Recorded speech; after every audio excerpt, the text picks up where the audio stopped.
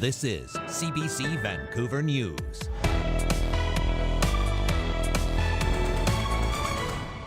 Playing the blame game. John Rustad ultimately made the decision. The merger doesn't make sense. We don't have time to think about any of that sort of thing. After talks over a merger between the BC Conservatives and BC United ended with a hard no. And life in Canada, a struggle for international students trying to find suitable housing. Depression is the worst thing that I get through from the last 2 months when I went to Canada.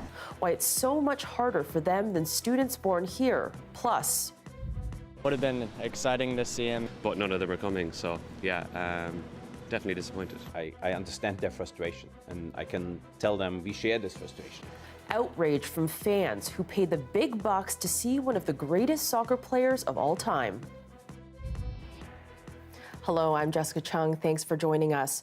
A potential merger between the BC Conservatives and BC United is off the table. The two right-of-centre parties have been in talks about a possible deal to avoid splitting the vote in this fall's election. But as Mira Baines reports, both party leaders are blaming the other and have agreed to continue on their own separate ways. The relationship between BC United's leader and the leader of the BC Conservatives is deteriorating fast. BC United leader Kevin Falcon released a framework for cooperation during the election campaign that he said the two parties hashed out over 2 meetings. He blames BC Conservative leader John Rustad for rejecting it.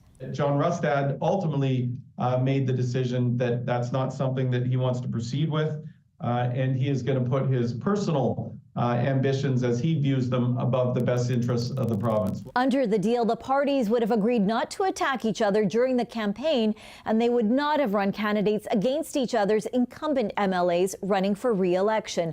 It's a way to protect 2 BC Conservative seats and 15 BC United seats. BC Conservative leader John Rustad responded that Falcon's party had told him a few months ago to get lost using a vulgar 2-word phrase, and that his party intends to run candidates in all BC ridings. And a merger doesn't make sense. We don't have time to think about any of that sort of thing. And non-competition will only help the NDP win a government. Falcon took to social media and accused Rustad of making things up.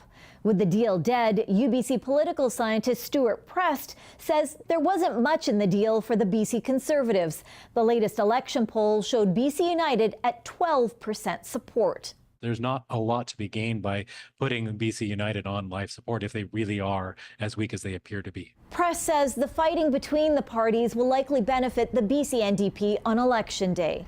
Well, these guys are so out of touch. I mean, British Columbians are dealing with cost of inflation, they're dealing with challenges around healthcare and housing, and they're squabbling over backroom deals, not even paying attention to what British Columbians care about. The provincial election is set for October 22nd. Mira Baines, CBC News, Vancouver. 2 major transportation projects in Metro Vancouver have fallen well behind schedule. The Pattullo Bridge replacement was supposed to be finished by the end of 2023, but the new completion date is nearly 2 years later, now slated for the fall of 2025. BC's Transportation Ministry says the project has faced significant challenges, including global supply issues. And the Broadway subway is facing similar setbacks. Construction was expected to be finished in late 2025, but that project is now running nearly 2 years behind as well. And you'll now have to wait until fall of 2027 to take that line.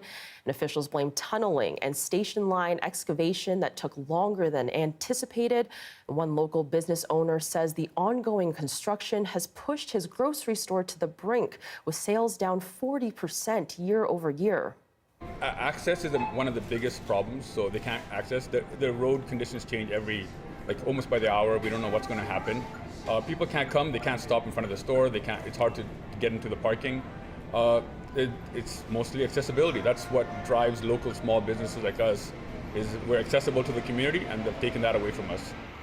He calls the delays very disappointing and says he hasn't had any help from the city, province, or the federal government while the construction has been taking place right outside his store.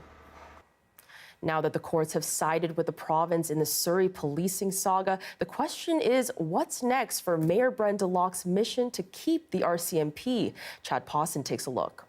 The losses for Surrey Mayor Brenda Locke continue to mount, with yet another this week over policing. The courts have sided with Public Safety Minister Mike Farnworth and upheld provincial legislation to force a police transition in Surrey. Locke's not admitting defeat, but says she's still in the fight to deliver on her 2022 campaign promise to keep taxes low over policing and keep the RCMP. The tax burden facing Surrey residents is the reason why the majority of the members of this council and I have fought so very hard to put an end to this transition. That majority is a slim one, just one councillor. So how strong is Brenda Locke's mandate to keep the RCMP? It's something she argues she has from the 2022 election, but a look back tells a different story. The vast majority of eligible Surrey voters did not cast a ballot 2 years ago, with only about 32% of residents going to the polls. In the mayoral race, Locke received 28% of the vote, a narrow 1% more than pro-municipal police force mayor Doug McCallum. There was also a third candidate who split votes. Some say it's a stretch for Locke to emphatically claim Surrey residents want to retain the Mounties. It's hard to make that claim. I mean, you can make a claim to legitimacy, but can you make a democratic sort of mandate claim that this is something overwhelmingly wanted by people? Meanwhile, the provincial prognosticators are celebrating the judicial win and appealing to fatigue over the issue in Surrey. This is obviously a huge relief for the people of Surrey who just want this done. I want this done. Everybody wants this done. As I said, the people of Surrey want this over. They want the transition moving forward, and that's what's going to happen. And it would be great if the city of Surrey was there. So, will the city be there? Surrey Mayor Brenda Locke has not yet announced her next move, but with many pressing issues facing the city other than policing, her 19-month fight may be coming to an end. The Surrey Police Service is set to take over from the RCMP officially in November. Chad Pawson, CBC News, Vancouver. International students are more likely to live in unsuitable housing compared to Canadian-born students. Now, that's according to recent data from Statistics Canada, which also found Surrey is one place where those students have it the worst. John Hernandez went there to hear about the housing challenges firsthand. Depression is the worst thing that I get through from the last 2 months when I went to Canada. Life in Canada isn't what Anit Kaur envisioned when she came here from India. Finding an affordable place to live was the first big challenge. I was facing so much issues because if I'm asking from any landlord for my one-room basement, they are charging so much high from the international students because they know that we don't have any much knowledge. Short of options, she found a spot in a 2-bedroom basement suite. In total, 6 students live there. She shares her room with 2 of them. The room size is too small. How can easily 3 people can live there? Even there is no storage capacity there, so how can I put my storage and stuff there? She feels there's little privacy or security. Due to this reason, I just always carry my important documents to my university, also even on my job. Kaur didn't want to take us to her home out of fear of eviction, but her circumstances are far from unique. A recent Statistics Canada report found that international students were more likely to live in unsuitable housing than Canadian-born students. Surrey had the second highest rate for international students living in unsuitable housing at just over 61%. Unsuitable homes are dwellings with not enough bedrooms. Students are saying that they are not able to find the proper accommodation, and the houses are not very clean even. This student-turned-outreach worker is helping launch a center in Surrey that will help students better navigate the local housing market and help them understand their rights. When I was living in a basement, my landlord just knocked the door and come or something, and not even ask the permission. Issues Ottawa says it's trying to alleviate through its recently imposed international student cap, which will last 2 years. In the meantime, it says it's working with provinces and schools to come up with a long-term student housing plan. I'm feeling so regret to moving in this place. A national effort that won't change the struggles many students are enduring right now. John Hernandez, CBC News, Surrey. Fort Nelson wildfire evacuees are being told not to return home early. There are still a lot of other safety concerns that we need to be looking at. You know, to have a sustainable community of our size, 3,500 to 4,000, you know, you need to make sure that you've got public safety, you need to make sure that you've got medical services, and you need to make sure you've got education in order to make sure that the community is sustainable for the long term. Around 4,700 residents have been out of their homes for 2 weeks now, and officials say they are working hard to let residents return before next Tuesday. Now, the mayor says the final hurdle is reestablishing emergency room operations at the hospital, and in the meantime, he's asking residents to stay put until the evacuation order has officially been lifted. The province's police watchdog is looking into a case of a missing woman found dead in the southern interior last month. The Independent Investigations Office says both the Lumbee and Vernon detachments received a report indicating concerns for the safety of a woman back in December. And it says the woman was then found dead in April. Now, Tatiana Stefanski went missing April 13th, and her body was discovered 1 day later in a remote area near Lumbee. The date of the woman's death in the IIO investigation matches Stefanski's, but the agency is not identifying Stefanski as the subject of their investigation. And they're looking into if police action or inaction may have played a role in the death. The RCMP Major Crimes Unit continues to investigate Stefanski's death. High-risk sex offender Randall Hopley has been sentenced to 2 years and 5 months in prison. He sparked an intense police manhunt and Canada-wide arrest warrant last year when he walked away from his Vancouver halfway house and cut off his electric ankle monitoring bracelet. Now, police never did find him. Instead, he turned himself into a police station 10 days later. Now, Hopley is notorious for kidnapping a 3-year-old in Sparwood, BC in 2011. And today in provincial court, he received 11 months credit for time already served, meaning he'll remain in jail for another 18 months. The province says a $900 million project to create a network of hydrogen production plants and vehicle refueling stations will create nearly 300 jobs and cut greenhouse gas emissions in the province. As you can tell, I'm very excited about it because it represents what happens when government establishes a regulatory system, when industry recognizes an opportunity, and when we all work together to address the challenge of our time, which is climate change, while growing our economy. The Canadian Infrastructure Bank is providing a $337 million loan to hydrogen company HTEC, and it plans to build up to 20 refueling stations for hydrogen fuel cell vehicles, 18 of them in BC and 2 more in Alberta. Now, the stations will be supplied by 3 new hydrogen production plants in Burnaby, Nanaimo, and Prince George. And fans are outraged that they won't be able to watch one of the greatest soccer players of all time in action in Vancouver this weekend. Lionel Messi and a handful of other stars from the Inter Miami team will not be playing at BC Place tomorrow after all. And as Michelle Morton is finding out, that's not sitting well with fans who paid a lot of money to see the legends on the pitch. Now it's Rojas creating the chaos, played ahead, quick shot fired, goal! Lionel Messi! This is the star player tens of thousands of soccer fans have been waiting to see at BC Place. But that dream's been benched. Lionel Messi is one of a handful of key players that will be a no-show in Saturday's match. The Whitecaps first announced the news Thursday in a statement saying, "Unfortunately, we have no control over who plays for our opponent, and it was important for us to communicate to our fans as soon as possible."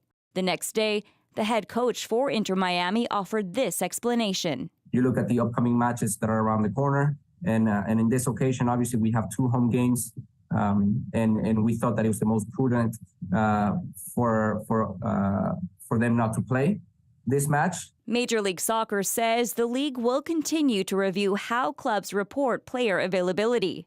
Tickets had been starting at around $300. Now prices have plummeted. 2 flights from Edmonton, and then you got 2 days hotel, and then you got 2 tickets at regular price, so $330 a ticket. So it adds up. Personally, I'm a pretty big fan. It would have been exciting to see him, and was disappointed, but still happy to come and excited to go to the game. It's like only Messi was the player really that we wanted to see. I'm a Liverpool fan too, so it would have been good to see Suarez, but none of them are coming. So yeah, definitely disappointed. Like regular games, it's like usually $30 to $60, you know. But after Messi not showing up, you know, they should refund people money. I understand their frustration, and I can tell them we share this frustration. As I said before, I think there is no one more disappointed and frustrated than our players, because the one thing is to come to this event, the other thing is to be on the stage at this event. The Whitecaps say they'll still make the game a special one for fans by hosting a large street party and offering in-stadium food and drinks at half price. A record 55,000 people are expected at Saturday's match. Michelle Morton, CBC News, Vancouver. After the break, why conservation groups say the BC government's new report on old-growth forests falls short on promised forestry reforms and protection. That's next. Stick with us.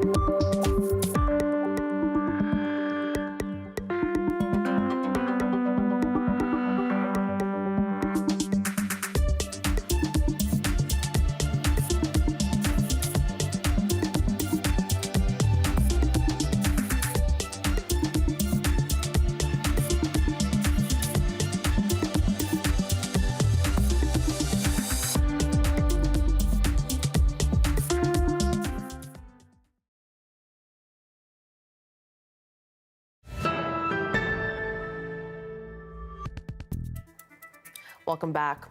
Forest conservation experts are slamming the BC government's new report on old-growth forests. As Sohrab Sandhu reports, they say it falls short of the promises the NDP made 4 years ago. It was a historic promise made 4 years ago. 14 recommendations to create a new way of dealing with forests here in BC. But advocates say concrete steps are missing from a new government report called From Review to Action. Reading it, we are very concerned because there is no short-term action in this update leading to change on the ground. While BC continues to build on all of these plans and commitments, old growth continues to get logged. The habitat of at-risk species continues to be destroyed. Conservation experts say old-growth teffrel was part of the strategic review released in 2020. However, they say the latest report lacks any updated timelines or milestone dates. What's really important for us to see in this report is how the province is repositioning timelines on the promises they've made for old growth, and the lack of action that we still need to see from the province. To see the delays in implementing the framework to 2025 now, to finalizing the framework in 2025, means that the implementation of that law will not come into place until at least 2025. Conservationists are also calling on the province to be more transparent in communication. Whiting says when it comes to data on old-growth logging, it's only partial and from 2022. It shows that we still have about 160 soccer fields of old-growth logging every day, but we don't have more recent data. So the BC government is still collecting information for 2023, for 2022.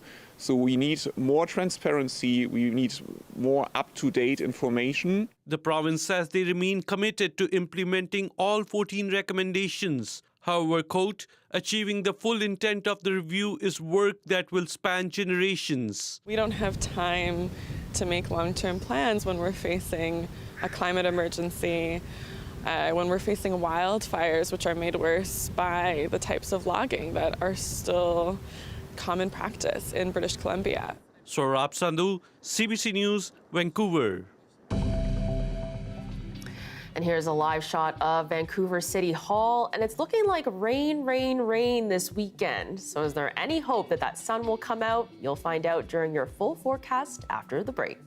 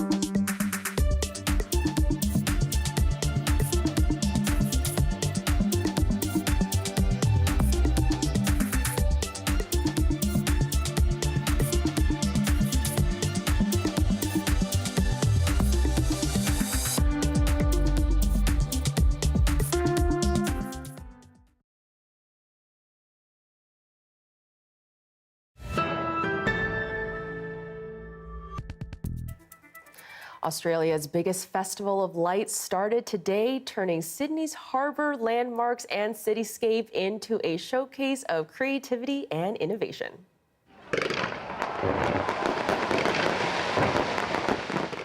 Fireworks lit up the night sky as spectators admired an installation at the iconic Sydney Opera House. The installation is an animated projection of work by award-winning artist Julia Gutman.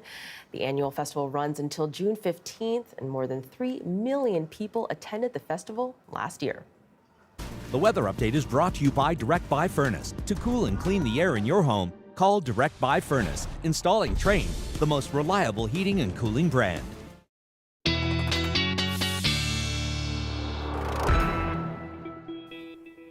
And now it's time to check in with our Darius Madavi for the weather in BC. It's looking like it's going to be a bit of a rainy weekend. Is that right? Yes, for many people across the province, not just us here in Vancouver, because we're going to have some convective activity. So that means that during the morning it will be sunny, but then we're going to see those clouds form in the afternoon, evening time. For many places, it could bring some thunderstorms as well, risk of that. But for many places, also just some isolated showers. We do look like we're drying up a little bit on Sunday for parts of the interior, but here in Vancouver, as we'll see in a second, we're going to see some pretty consistent rainfall. Now tonight, we're going to see some of that those showers that have been affecting parts of the island today make their way into the lower mainland. This is also going to happen in those overnight hours, but they may continue at times into Saturday morning. If you look here at Saturday at 10 a.m., still some showers in parts of the lower mainland, especially down in the valley. But then we're going to see most of that clear up for the afternoon for what should be a mostly sunny but still cloudy, or mix of sun and cloud, really, afternoon on Saturday. And then we're going to see Sunday a pretty bigger, quite a bigger system roll in, affecting much of the island and us here on the lower mainland.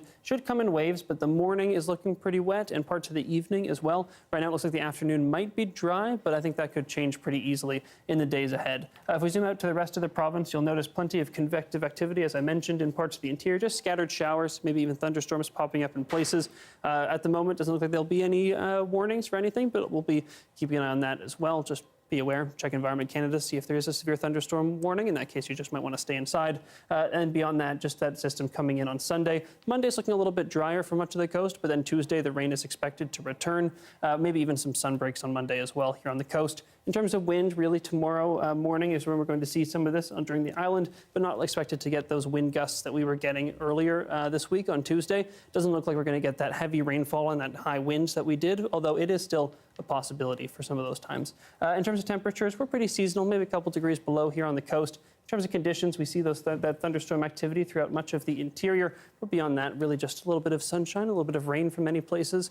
And as we talked about for a 5-day forecast, we have that sun a little bit tomorrow afternoon, but then it's quite a rainy and cloudy forecast ahead. Okay, definitely. So I will be packing my umbrella then this weekend. I'd recommend it. Thanks, Darius. Thank you.